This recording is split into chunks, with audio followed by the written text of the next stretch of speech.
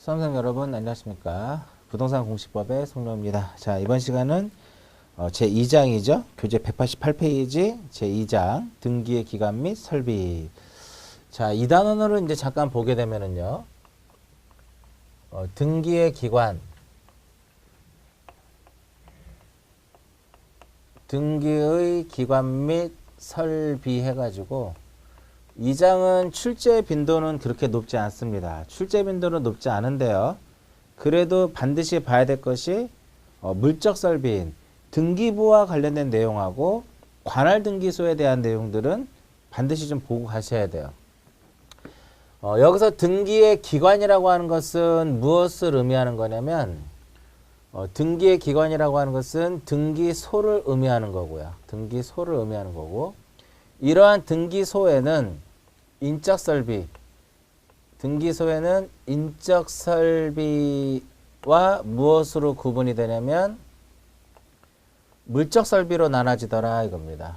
그 인적 설비라고 하는 것은 등기관을 의미하는 거고요. 등기관을 의미하는 것이고 물적 설비는 무엇을 의미하는 거냐면 등기부를 의미하더라 이겁니다. 출제 빈도가 가장 높은 부분이 바로 뭐냐면 물적 설비인 이 등기부다 이겁니다. 우리가 부동산 등기법을 공부하는 데 있어서 이 등기부 안에 그 기록이 있죠. 등기 기록이 어떠한 형태를 가지고 있는지, 어떠한 내용을 담고 있는지 그것을 이해 못한다면 등기법을 공부하는 과정에서 굉장히 좀 아마 어려우실 거예요. 그래서 이번 시간에는 이 등기부와 관련된 등기 기록에 대한 내용들을 좀 보실 필요가 있다 이거고요. 이제 등기소부터 이제 가면 이 등기소라고 하는 것은요. 등기 사무를 처리하는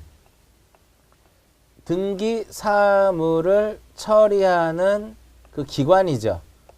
국가기관을 무엇이라고 하냐면 이것을 등기소다라고 얘기를 합니다. 보통 등기소는요.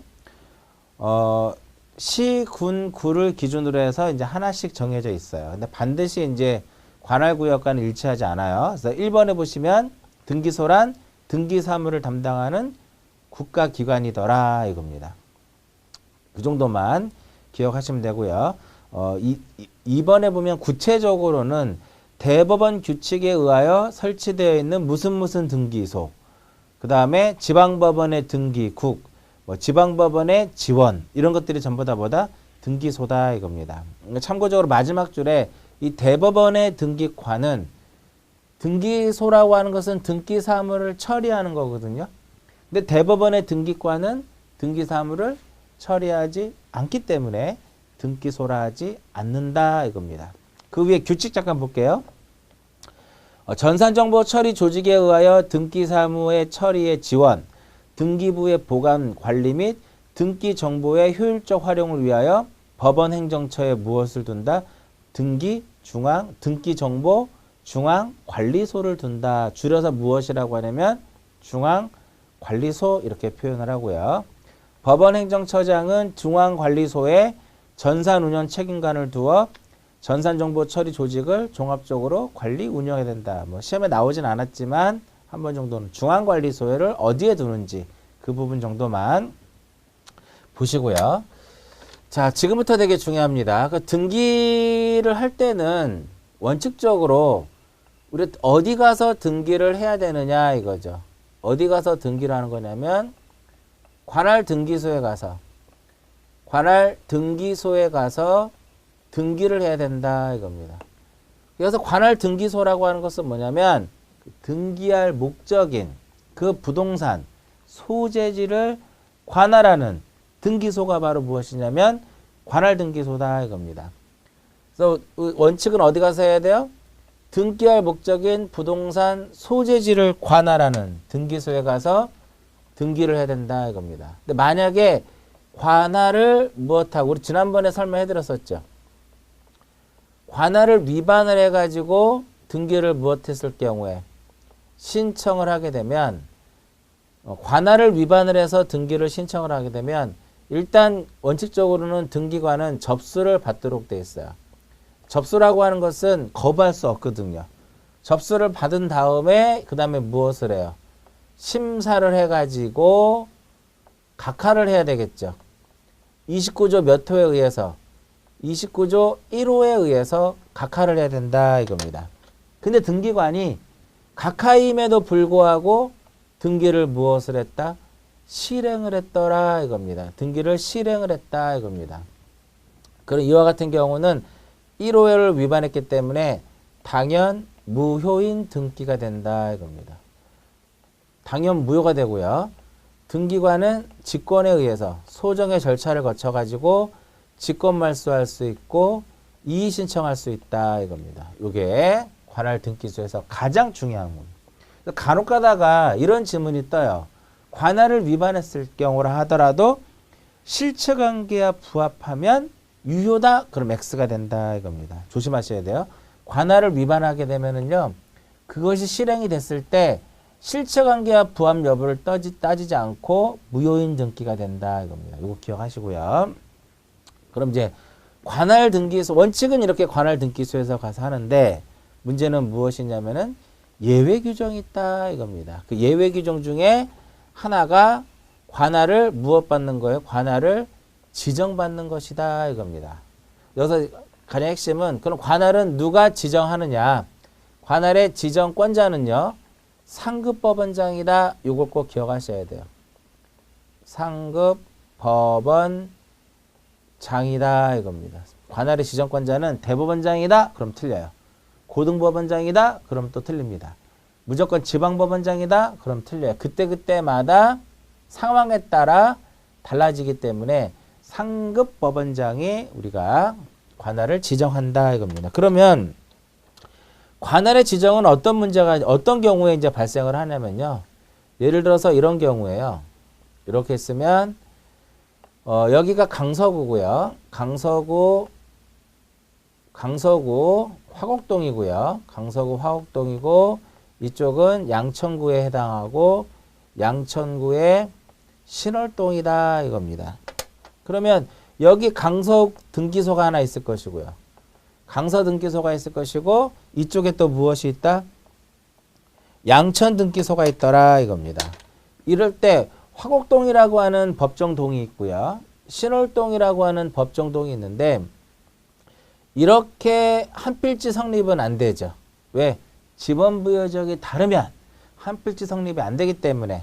그래서 관할의 지정은 토지는 해당 사항이 되지 못해요. 그런데 여기에 이렇게 뭐를 A라는 사람이 여기에 무엇을 지을 수 있게?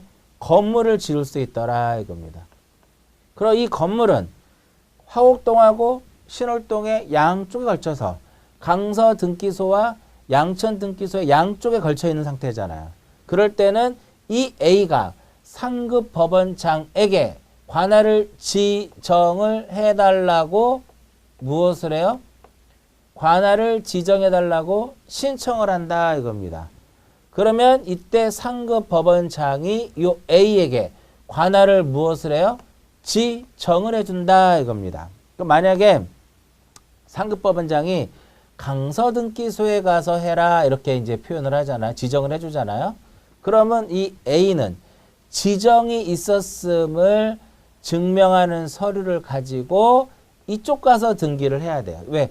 관할 지정을 받은 요 등기소가 이 부동산의 관할권을 갖도록 돼 있어요. 그 여기서 등기가 완료가 됐죠? 여기서 등기가 완료가 되면 양천 등기소에다가 알려줍니다. 혹시라도 또 중복 등기가 발생할 수 있기 때문에. 그래서 다시 정리하면 관할의 지정은요.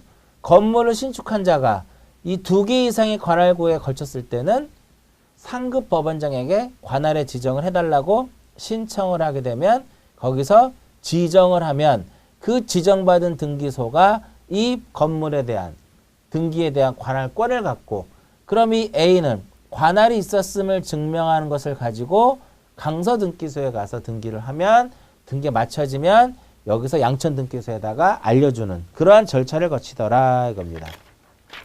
꼭 기억을 하시고요. 관할의 그 지정 기억하시는데 상급법원장을 이제 개념을 설명해 드리면요. 만약에 지방법원이 이제 여기와 여기가 이제 같은 관할이다 그러면은 지방법원장이 상급법원장이고요.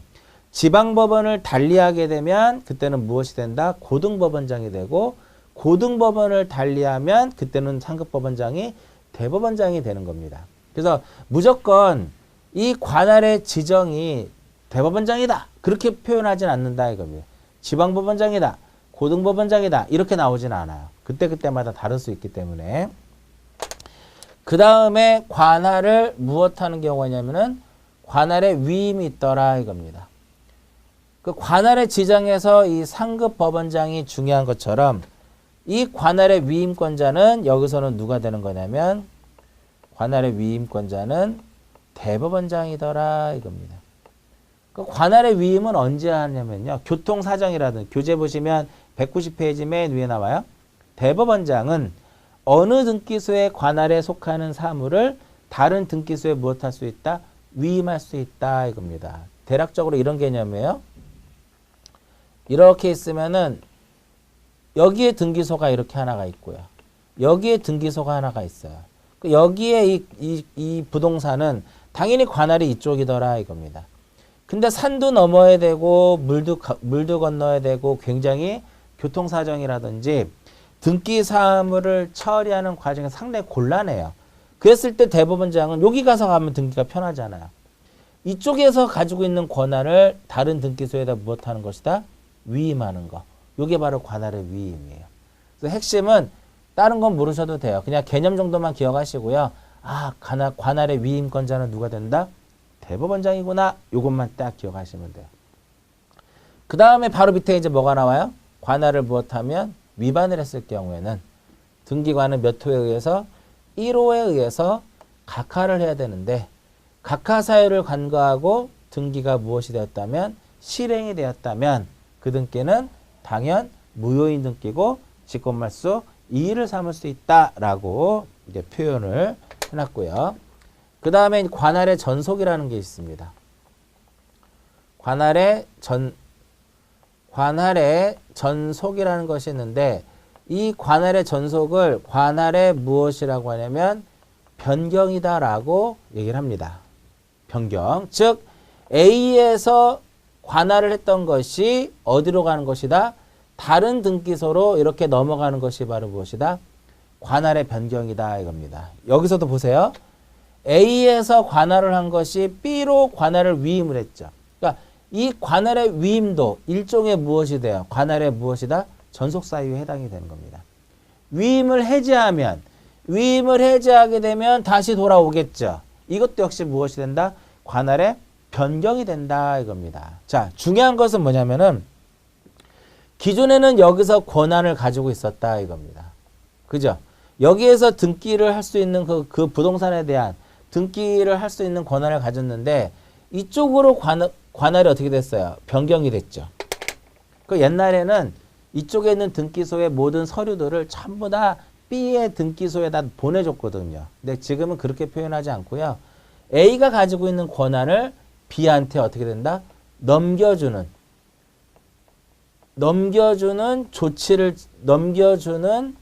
조치를 취하자 이겁니다. 넘겨준다 이거. 즉 A가 가지고 있는 그 권한을 어디에다가 다른 등기소에다가 그 권한을 넘겨준다 이겁니다. 이해하셨죠? 요거. 그럼 여기서 이제 넘겨받은 요 관할 요 등기소에서는 해야 될 것이 뭐냐면은 표제부에다가 등기 기록 중에 표제부에다가 관할의 전속이 있었음을 기록을 해줘야 된다 이겁니다. 근데 시험에 어떻게 많이 나오냐면요. 관할의 전속의 경우에는 이 종전의 등기소에서 종전의 등기소 여기서 표지부에다가 관할의 전속이 있었음을 기록하고 권한을 넘겨준다 그러면 X.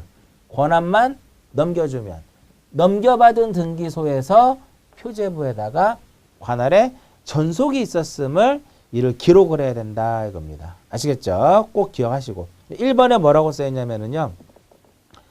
부동산의 소재지가 다른 등기소로 관할이 무엇이 됐다? 바뀌었을 때는 종전 관할 등기소에는 전산정보 처리 조직을 이용하여 그 등기 기록과 원부와 담보 목록과 도면 및 매매 목록의 그 처리 권한을 그 권한을 다른 등기소에 무엇이 된다? 넘겨주는 조치를 취하고 이때 넘겨받은 등기소에서는 표제부에다가 관할의 전속이 있었음을 기록하자 이겁니다. 기억하시고요. 그 다음에 등기사무 정지. 이 등기사무는요. 천재지변을 제외하고서는 정지되지 않는 것을 원칙으로 합니다. 핵심은 역시 등기사무를 정지를 시킬 수 있는 그 권한을 가진 사람. 누가 되는 것이다? 대법원장이다. 대법원장. 정지권자는 누구예요? 대법원장. 다 암기하셔야 돼요. 이런 부분들은. 그래서 이렇게 등기사무를 정지하지 아니할 수 없는 이러한 사고가 발생을 했을 경우는요. 이 대법원장은 일정한 기간을 정해서 가지고 등기사무를 무엇할 수 있다? 정지시킬 수 있더라 이겁니다. 만약에 이 기간 내에 만약에 등기를 무엇하면 정지기간 내에 등기를 신청을 하게 되면 등기법 제29조 2호에 의해서 무엇이 돼요? 2호에 의해서 각하가 되더라 이겁니다. 각하 사유를 간과하고 등기가 무엇이 되면 실행이 되면 1호와 똑같이 관할 위반하고 똑같이 당연 무효인 등기가 되는 거고요. 직권말소 이의신청의 대상이 된다 이겁니다. 여기까지가 등기소에 대한 내용이에요. 내용이 요 정도밖에 안 됩니다. 이 정도밖에. 그래서 그렇게 출제 빈도가 높지 않은데요. 얼마 전에 여기 한번 나온 적 있어요. 위임에 대한 것이 한번 옳은 지문으로서 등장을 한 적이 있다 이겁니다. 출제가 자주 되지 않기 때문에 그 공부를 잘 안 하시는 경우가 있어요. 근데 내용 자체가 아주 어려운 내용이 아니기 때문에요. 몇 번 반복적으로 보시다 보면 쉽게 아마 볼 수 있을 겁니다. 그래서 한 번 정도는 꼭 보실 필요가 있다라는 거고요. 그 다음 등기관. 등기관은 10년 동안 등기관에 대해서 나온 적은 거의 없습니다. 거의. 그 등기관은 뭐냐면은요. 등기 사무를 처리하는 자예요.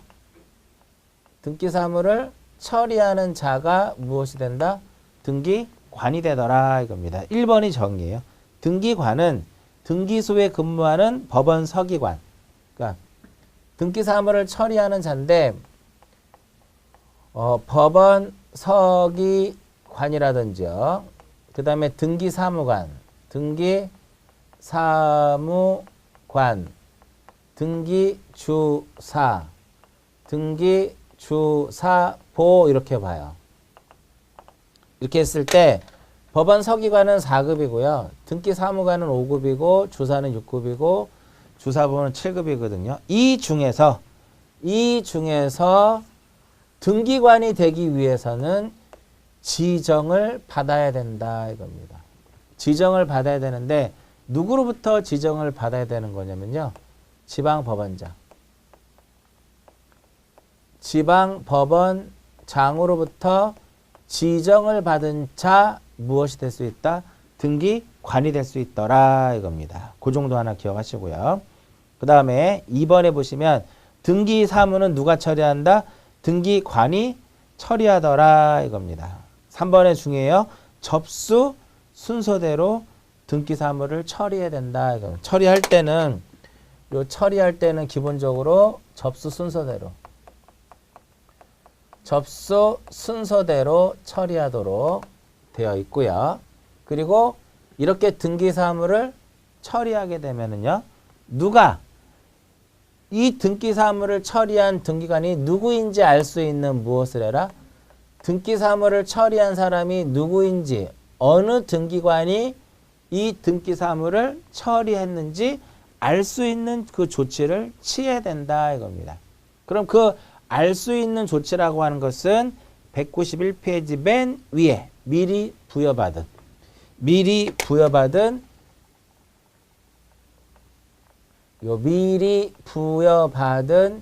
식별부호를 기록하는 것이다. 그럼 식별부호를 기록한다. 이렇게 기억하시면 돼요. 자, 우리가 등기법 첫 시간에 등기는 언제 효력이 발생한다 그랬어요. 등기관이 등기를 마치면 마치면 접수할 때 효력이 발생한다라고 말씀드렸어요. 그럼 등기관이 등기를 마쳤다라고 하는 개념이 바로 뭐냐면요. 마쳤다라고 하는 것은 그 등기 사무를 누가 처리했는지 알 수 있는 조치를 취해야 된다 이거거든요. 그 알 수 있는 조치라 하면 무엇이다? 미리 부여받은 그 식별보호를 기록하는 것이다 이겁니다. 요거 하나 기억하시고요. 그 다음에 이제 등기관은 등기 사무를 처리하기 때문에요. 업무 처리의 공정성 때문에 업무 처리에 무엇을 받는다? 제한을 받는다 이겁니다. 제한.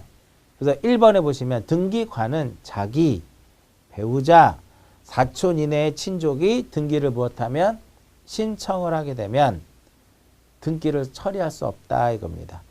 배우자 등의 관계가 끝난 후에도 같다. 즉 배우자이었던 사람도 마찬가지예요. 다만 동그라미 2번 그 등기소에서 소유권의 등기를 한 성년자로서 2명 이상이 소유권의 등기를 한 성년자 2명이 참여를 해가지고 조서를 작성을 하게 되면 등기관이 그 등기를 무엇할 수 있다? 처리할 수 있다 이겁니다. 이러한 교재도 써있듯이 업무 처리 제한을 했으면 제한에 해당하는데도 불구하고 등기관이 그 업무 처리를 했다 이거예요. 이것은 일종의 어떤 절차적 규정에 우리가 불과하기 때문에요. 무효라고 하지 않는다. 등기 자체를 무효로 하진 않는다 이겁니다. 참고적으로 읽어보시고요. 그 다음에 등기관은 공무원이기 때문에요. 등기관이 어떠한 잘못해서 이제 고의라든지 어떤 중대한 과실로 인해 가지고 등기 사무를 처리하게 되면 그에 따른 책임을 지도록 되어 있어요. 국가가 책임을 주고요.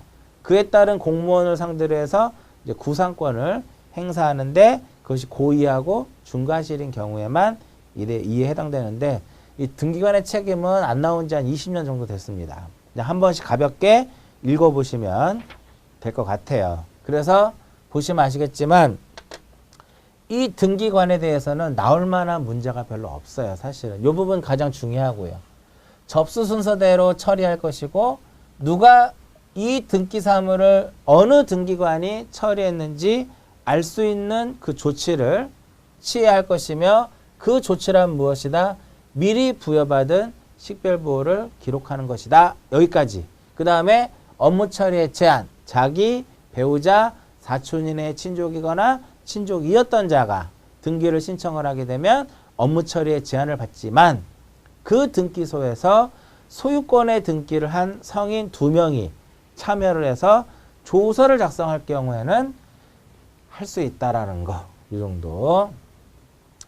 자, 등기 기간 및 설비 제2장에서 가장 중요한 것은 바로 무엇이다? 물적 설비인 무엇이다? 등기부가 된다 이겁니다. 등기부. 의의를 볼게요. 등기부. 등기부란 전산정보 처리 조직에 의하여 입력 처리된 등기 정보 자료를 대법원 규칙이 정하는 바에 따라서 편성하는 것을 무엇이라 한다?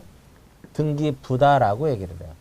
근데 우리나라는 등기부 자체가 토지 등기부하고 건물 등기부하고 토지와 건물이 우리나라는 별개이기 때문에요. 토지 등기부하고 건물 등기부가 서로 어떻게 되어 있다라는 거야. 이혼화되어 있다. 이렇게 참고적으로 알아두시고요. 그래서 크게 묶여져 있는 거 편성한다라고 했는데 그게 시험에는 뭐 나오지 않겠지만 물적 편성주의라고 하거든요. 이 물적 편성주의라고 하는데 이 물적 편성주의라고 하는 것은 부동산을 중심으로 해서 이제 편성하는 거고요. 이 안에 이제 뭐가 있다라는 거. 이 안에 등기 기록들이 존재하고 있더라 이겁니다. 등기 기록. 그래서 등기 기록이란 한 필의 토지 또는 한 개의 건물에 관한 등기 정보 자료를 말한다 이겁니다. 아시겠죠? 한 필의 토지 또는 한 개의 건물에 관한 등기 정보 자료를 무엇이라 한다? 이것을 등기 기록 이렇게 등기 기록. 그래서 토지와 건물이 되면은요. 이 토지는 무슨 단위로? 필지 단위가 되는 것이고 건물은 동 단위가 되고 그 등기 정보 자료라고 하는 것 자체가 결과적으로 표제부와 그 다음에 갑구와 그 다음에 무엇이다? 울구. 이렇게 표제부, 갑구, 울구를 얘기하는 거죠. 그래서 필지는 토지는 필지 단위로 표제부와 갑구와 울구를 구성하도록 되어 있고 건물의 경우에는요.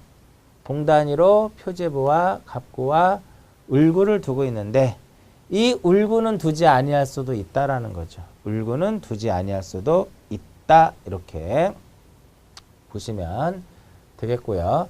요게 이제 바로 뭐냐면은 이렇게 표현하는 것을 제가 어떻게 표현했어요? 물적 편성주의라고 했는데 요게 바로 하나의 부동산에 대해서 하나의 무엇을 둔다? 등기 기록을 둔다. 이게 물적 편성주의 개념입니다. 하나의 부동산이라고 하는 것은 토지와 이 건물이 되는 것이고 이 등기 기록은 표제부, 갑구, 울구를 의미하는 것이다 이겁니다. 아시겠죠? 그런데 이것에 대한 무엇이 있냐면은 1부동산 1등기 기록에 예외 규정이 있더라 이겁니다. 요 1부동산 1등기 기록의 그 예외가 바로 뭐냐면 이렇게 이용상 구조상 무엇을 갖춘다? 독립성을 갖춘 구분 건물의 경우에는 이렇게 구분 건물 경우에는 1부동산 1등기 기록이라고 하지 않아요. 1부동산 1등기 기록이라고 하지 않고 한동 건물의 전부에 대하여 이것은 한동 건물 전부에 대하여 무엇을 둔다? 하나의 등기 기록을 둔다라고 이제 표현을 합니다. 자, 물적 편성주의 그 위에 잠깐 등기부 동그라미 2번에 한번 볼게요. 등기부는 이렇게 토지 등기부와 건물 등기부로 구분이 되고요. 그 다음에 등기부의 일부로 평가되는 즉 광예 등기부로 취급되는 즉 등기부라는 소리예요. 넓은 의미에는 신탁, 원부, 담보 목록, 도면, 매매 목록 이런 것들은 무엇이다? 넓은 의미의 등기부로 취급된다. 기억하시고요. 그 다음에 물적 편성주의의 등기부의 편성은 하나의 부동산에 대해서 하나의 등기 기록을 둔다라는 설명해드리고 다만 한 동의 건물을 구분한 건물에 있어서는 한동 건물 전부에 대하여 무엇을 둔다? 등기 기록을 둔다. 한 개의 등기 기록을 둔다 이겁니다. 동그라미 2번. 자, 등기 기록에는 표제부에다는 뭐를 기록한다 그랬어요? 표제부에다가는 부동산의 표시를, 갑구에다가는 소유권에 관한 사항을, 을구에다는 무엇을 기록을 한다? 소유권 이외의 권리에 관한 사항을 기록하는데, 자, 여기서 요거 볼게요. 이제 이 한동 건물 전부에 대하여 하나의 등기 기록을 둔다라고 했는데, 이것은 어떤 의미냐면요. 일단은 한동 건물의 표시를 나타내주는, 표시를 나타내주는 게 바로 뭐야? 표제부죠. 한동 건물에 무엇이 있어야 된다? 표제부가 있어야 된다 이겁니다. 한동 건물의 표시를 나타내주는 표제부가 있어야 되고요. 구분 소유권의 목적이 되는 부분을 전유 부분이라고 하죠. 구분 소유권의 목적이 되는 건물의 부분을 전유 부분이라고 하는데, 각각의 전유 부분마다 무엇을 두도록 되어 있어요? 표제부와 그 다음에 갑구와 그 다음에 무엇을 두도록 되어 있다? 을구를 두도록 되어 있더라 이겁니다. 표제부와 갑구와 을구 이렇게. 그러니까 이제 바로 뒤에 나올 거예요. 다시 써놓고 볼게요. 표제부에는 한동 건물 표제부에는 일단 한동 건물 표제부에는 한동 건물의 표시를 써줘야 돼요. 좀 지금은 처음 아마 어려울 겁니다. 한동 건물의 표시를 써주고, 그건 전유 부분의 표제부에는 뭐를 쓸까요? 당연히 그 전유 부분에 무엇을 쓴다? 전유 부분에 표시를 쓴다 이겁니다. 이러한 집합 건물의 경우에는요. 대지권이라고 하는 것이 존재하기 때문에요. 요 밑에다가 뭐를 쓰냐면은 대지권의 목적인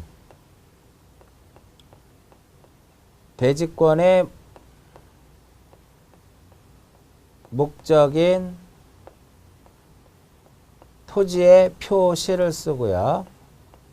그 다음에 여기 뭐를 쓰냐면은 대지권의 표시를 쓴다 이렇게 보는 거죠. 이렇게. 이게 타이틀이에요. 그 등기 기록에 타이틀이 이렇게 생겼더라 이겁니다. 얘하고 시험 문제에서 바뀌어서 시험에 잘 나와요. 즉 한동건물 표제부에는 한동건물의 표시와 대지권의 표시를 이런 식으로 시험에 나온다 이거죠. 조심하셔야 돼요. 자, 그 이제 등기 기록을 이제 하나 봅니다. 등기법에서 가장 중요한 겁니다. 가장 중요한 거예요. 이 등기 기록이 어떻게 생겼느냐. 그래서 등기 기록은 요거 볼 거예요.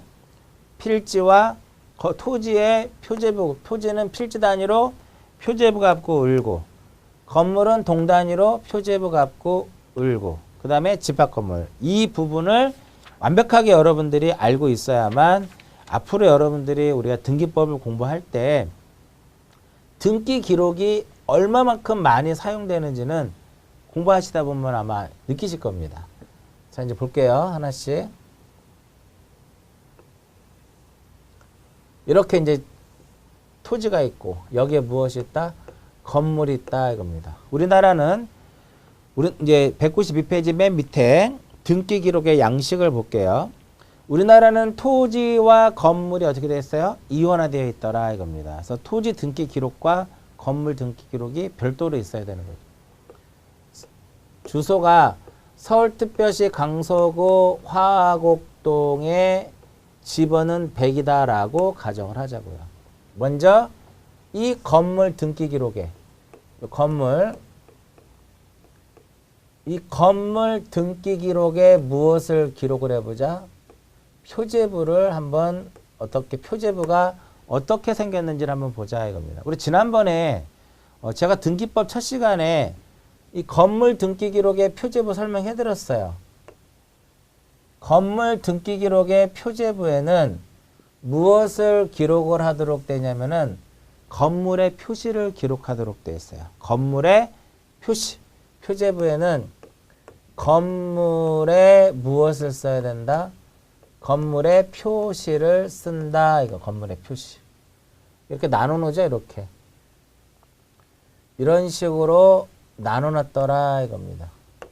자, 여기는 표제부니까 꼭 기억하셔야 돼요.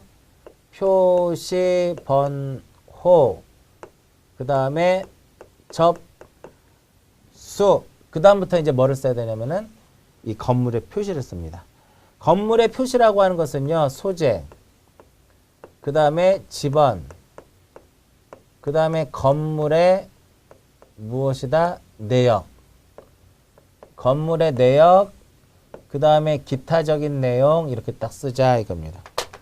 그럼 건물의 내역이라고 하는 것은 뭐냐 이거죠. 건물의 내역이라고 하는 것은 구조하고 종류하고 면적 이것을 무엇이란다? 건물의 내역이다. 건물의 내역 이렇게 표현하는 겁니다. 자, 192페이지 맨 밑에 보시면 등기 기록의 양식의 1번의 두 번째 줄에 보시면 건물 등기 기록의 표제부에는 표시번호, 소재 지번, 건물의 번호가 있을 경우에는 이렇게 건물의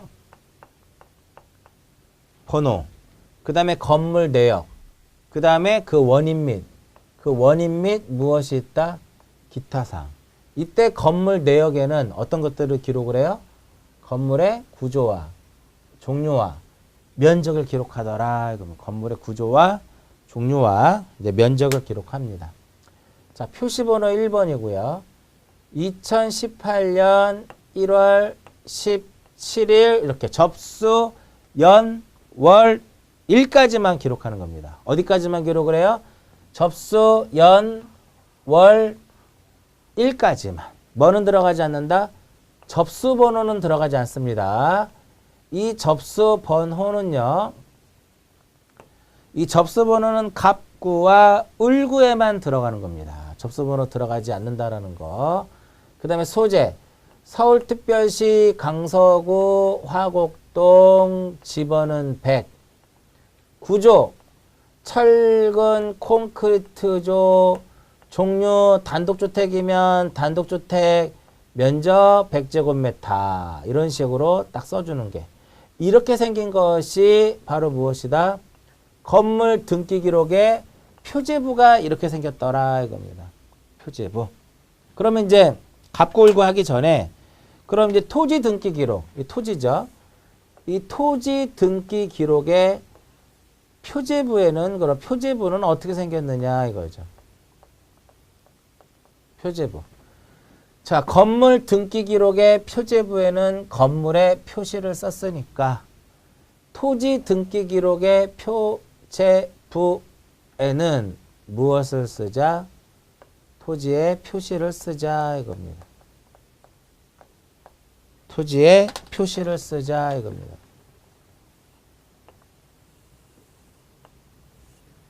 똑같죠 이게?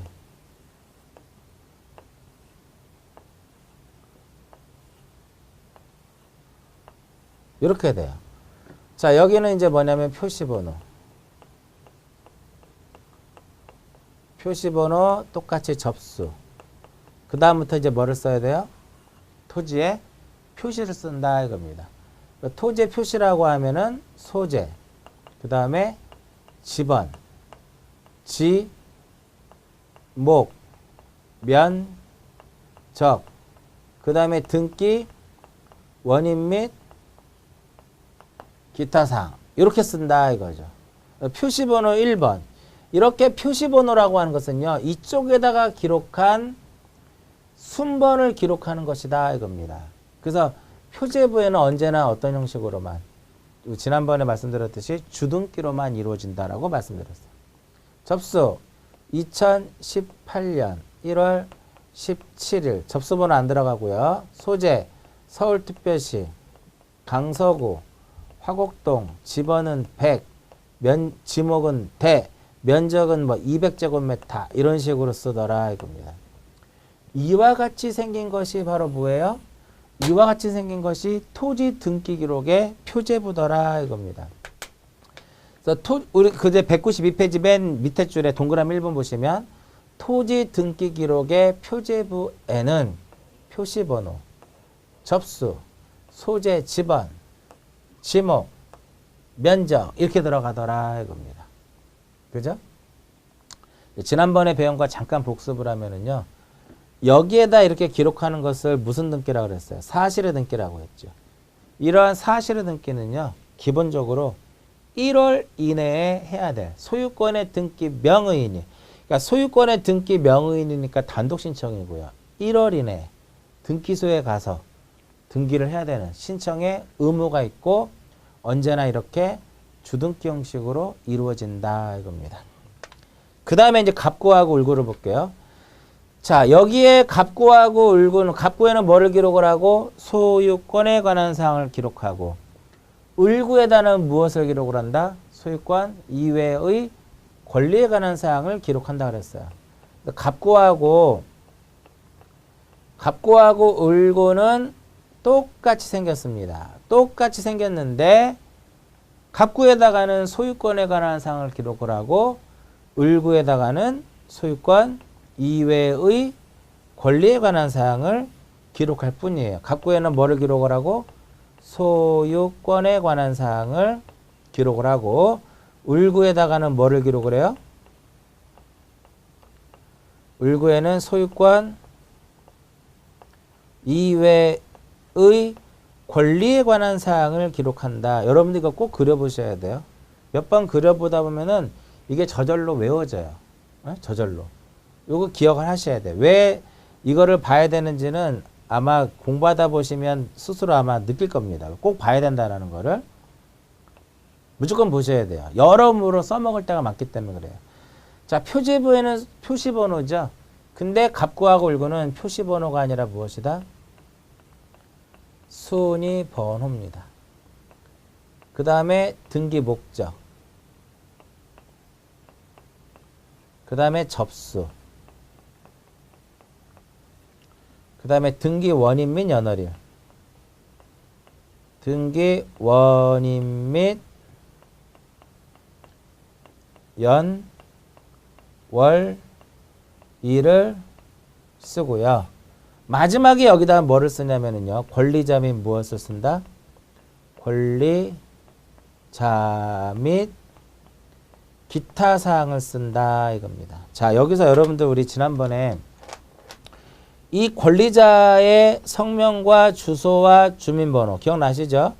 그래서 권리자 하면 꼭 떠올려야 될 거 뭐라 그랬어요? 권리자 하면 떠올려야 될 것이 이게 권리자의 성명하고 주소하고 주민번호가 등기 명의인의 무엇이다? 등기 명의인의 표시라 그랬잖아요. 등기 명의인의 표시라 함은 무엇을 의미하는 것이다? 성명과 주소와 주민번호다라고 말씀드렸고요. 기타적인 내용은 기타적인 내용은 우리가 존속기간이라든지 지료라든지 전세금이라든지 그 다음에 채권액이라든지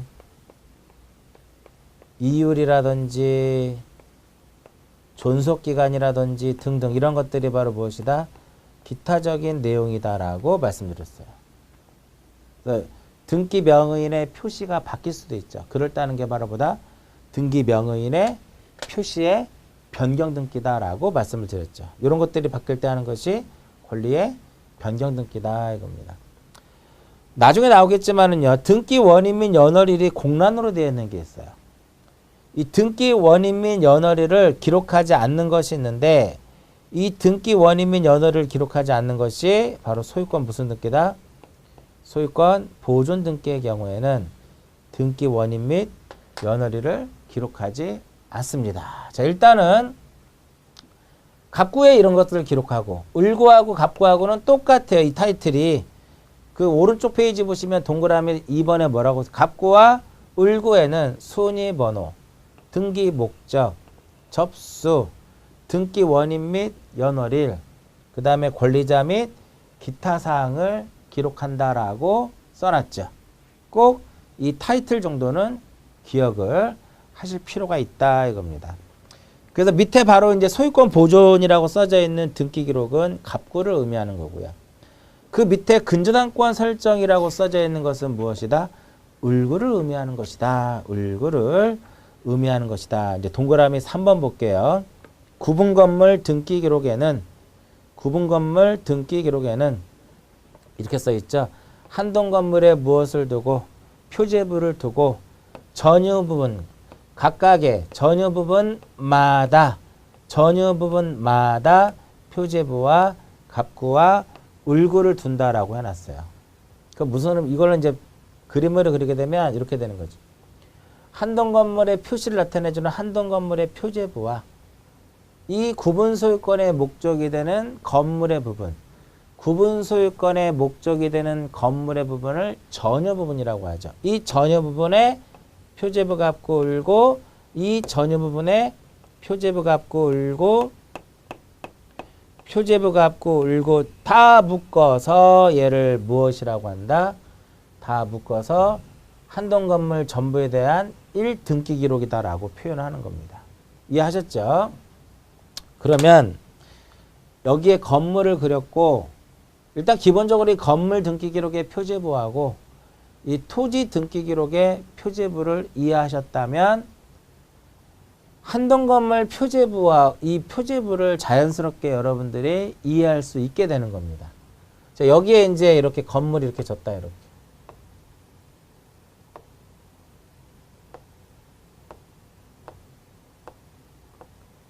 이렇게 있으면은 이와 같이 건물에 대한 표제부 갑구 을고 이런 식으로 표현하지 아니하고 한동 건물 전부에 대하여 무엇을 둔다? 하나의 등기 기록을 둔다라고 표현하는 거죠. 그것은 이렇게 이제 다시 세부적으로 이렇게 표현되더라 이겁니다. 지금부터 이제 얘를 변신을 합니다. 이 두 개를요. 두 개를 딱 묶어버립니다. 이렇게. 이렇게. 이렇게 묶어버리면은 이게 바로 뭐냐면은 한동 건물. 한동 건물의 무엇이 되는 것이다? 요 한동 건물의 표제부가 되는 거예요. 이렇게. 그래서 얘는 그냥 건물의 표시가 아니라 한동 건물의 표시가 되는 거고요. 그냥 토지 표시가 아니라 대지권이 존재하기 때문에 대지권의 목적인 무엇이다? 토지의 표시다. 이거. 그래서 이렇게 한동 건물의 표시와 한동 건물의 표제부는 한동 건물의 표시와 대지권의 목적인 토지의 표시로 이렇게 된다 이겁니다. 자, 193페이지에 맨 밑에 줄 동그라미 3번에 보시면 두 번째 줄 볼게요. 한동 건물 표제부에는 표시번호, 접수, 소재 지번. 자, 일반 건물과 달리 여기에는 건물에 뭐가 써 있어요? 건물의 명칭이 있죠. 그래서 건물에 무엇이 들어가냐? 건물의 명칭.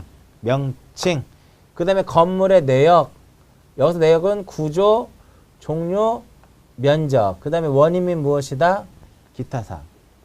여기서 이제 구조는요, 철근 콘크리트조고요. 종류는 단독주택이 아니라 5층 아파트면 5층 아파트 이런 식으로 써줘야 되고 5층 아파트 이렇게 써주는 거고 면적은 1층 면적 얼마, 2층, 3층, 4층, 5층 이렇게 면적을 쭉 써준다 이렇게 되는 거예요. 근데 그 다음 줄에 이제 보시면 그 다음에 쭉 내려와서요. 밑에서 네 번째 줄에 보시면 대지권이 있는 건물의 경우 이렇게 써 있죠. 다만 구분한 각 건물 중 대지권이 있는 건물이 있는 경우에 한동 건물 표제부에는 대지권이 있을 때는 한동 건물 표제부에는 대지권의 목적인 무엇을 쓴다? 토지 표시를 쓴다 이겁니다. 그렇기 위한 표시번호와 접수와 그 다음에 소재 지번과 지목과 면적과 그 원인 및 기타 사항을 기록한다 이겁니다. 결론은 뭐냐면 한동 건물 표제부는요. 기존에 우리가 일반 건물 등기부하고 건물 등기 기록하고 토지 등기 기록을 하나로 합쳐서 기억하시면 쉽게 정리가 되는 거고요. 그 다음에 또 하나 이제 무엇이냐면은 전유 부분을 봐야 되겠죠.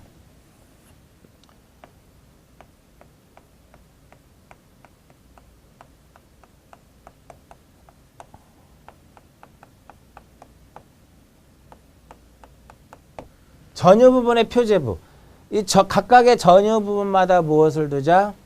표제부와 갑구와 울구를 두자라고 했어요. 그 전유 부분의 표제부 이렇게 했으면은 자, 한동 건물 표제부에는 한동 건물의 표시를 썼으니까 이 전유 부분의 표제부에는 전유 부분에 무엇을 쓰자? 전유 부분에 표시를 쓰자 이겁니다.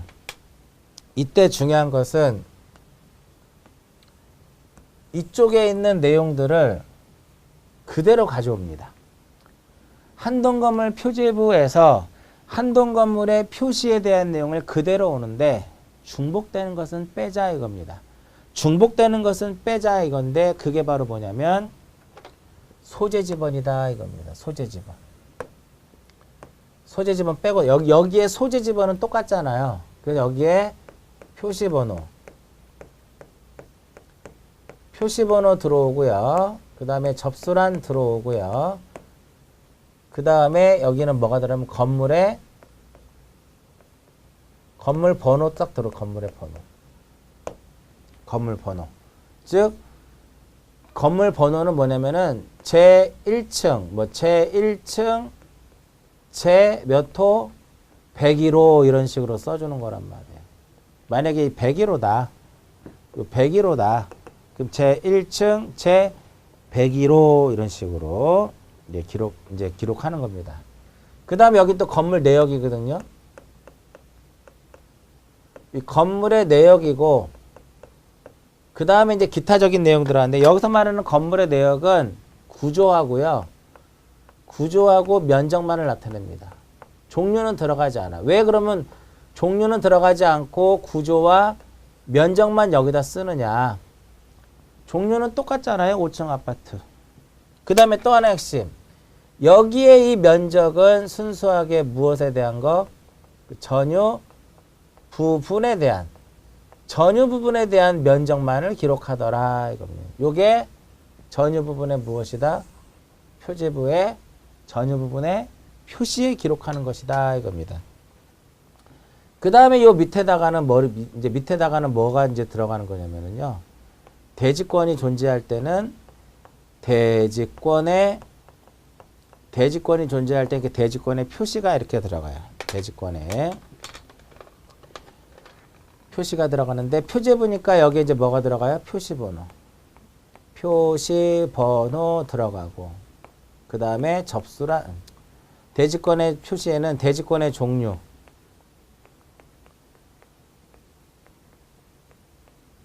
그 다음에 대지권의 비율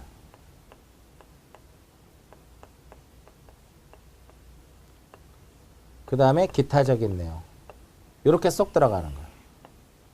표시번호 1 대지권의 종류는 4가지가 있거든요. 나중에 다시 나올 거예요. 대지권의 종류에는 소유권 대지권 지상권 대지권 소유권 대지권 지상권 대지권 전세권 대지권 임차권 대지권 이렇게 4가지가 있습니다. 이러한 대지권의 종류를 여기다 써주는 거고요. 그 다음에 몇 분의 몇 대지권의 비율을 써주고 기타적인 내용을 쓰더라 이겁니다. 그래서 193페이지 맨 밑에 보시면 그 중간에 보시면 동그라미 3번에 중간에 전유 부분의 표제부에는 표시번호, 접속, 번호, 내역, 기타를 쓰는 거고 맨 밑으로 내려와서 전유 부분의 표제부에는 대지권의 표시를 위한 표시번호, 대지권의 종류, 대지권의 비율, 기타적인 내용을 기록하더라 이겁니다. 굉장히 중요한 내용이고요. 그 다음에 194페이지를 보시면은요. 194페이지 맨 위에 보시면 뭐가 나오냐면 4번의 마지막 줄만 보시면 돼요. 두 번째 줄에 고유번호가 기록되어 있더라 이거. 부동산에 대한 고유번호가 기록되어 있다. 이는 등기 기록을 개설할 때는 한 필의 토지 또는 한 개의 건물마다 그 부동산에 고유번호를 부여하고 이를 등기 기록에다 기록하는데 구분 건물에 대해서는 전유 부분마다 부동산에 고유번호를 부여하더라 이겁니다. 그렇게 해서 기억을 하시면 될 것 같아요. 여기까지가 등기 기록에 대한 내용이다 이겁니다. 194페이지 맨 밑에 보시면 등기부의 관리가 나오고 그 다음 페이지 보시면 이제 증명서하고 열람, 손상과 복구가 나오는데 요거는 심화 때 한번 정리를 해드리도록 하고요. 여기서는 2장은 여기까지만 정리를 하도록 할게요. 반드시 보셔야 될 것이 어떤 부분이에요? 여기서부터 등기 기록 여기서부터는 반드시 꼭 보셔야 된다 이겁니다. 꼭 건물 등기부 표제부하고 그 다음에 토지 등기 기록의 이 표제부를 그려봐야만 이렇게 집합 건물에 대한 표제부도 쉽게 여러분들이 이해할 수 있고 정리할 수 있다 이거예요. 반드시 보셔야 돼요. 반드시. 그리고 이러한 내용들이 어떠한 내용들을 가지고 있는지까지도 좀 보실 필요가 있다 이겁니다. 2장은 여기까지만 정리를 하고요. 나머지 부분에 대해서는 심화 과정 때 다시 정리를 좀 해드리도록 하고요. 바로 이제 다음 장 제 3장이죠. 3장이 이제 바로 뭐냐면 등기의 절차 어떠한 총론입니다. 이 등기법에서 가장 어려운 부분이 바로 제 3장이라고 볼 수가 있어요. 다음 시간에 3장에 대한 부분을 정리를 하도록 하고요. 이번 시간은 여기서 마치도록 하겠습니다.